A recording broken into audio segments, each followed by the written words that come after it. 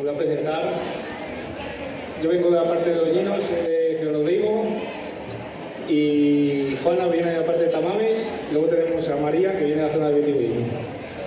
Vamos a tocar en principio una charrada, que es lo que se suele tocar allí en Salamanca.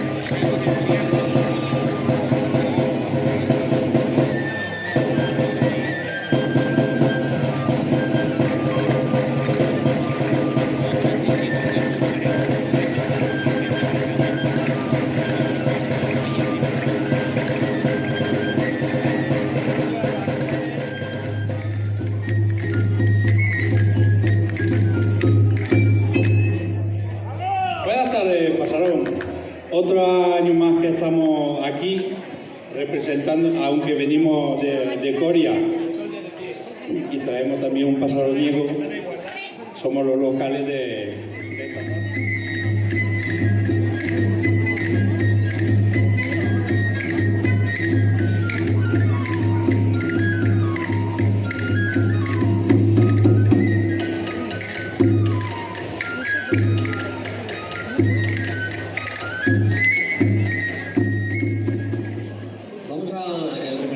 Tradicional de Salamanca es muy amplio y quizás el 70% de nuestra provincia es baile y tamboril, pero tenemos otro 30% que es con el dulzaina, la zona oeste, la zona de tierras de Peñaranda, tierras de Alba, se toca la dulzaina, pues por influencia seguramente de Castilla, de Segovia, de Ávila y Valladolid.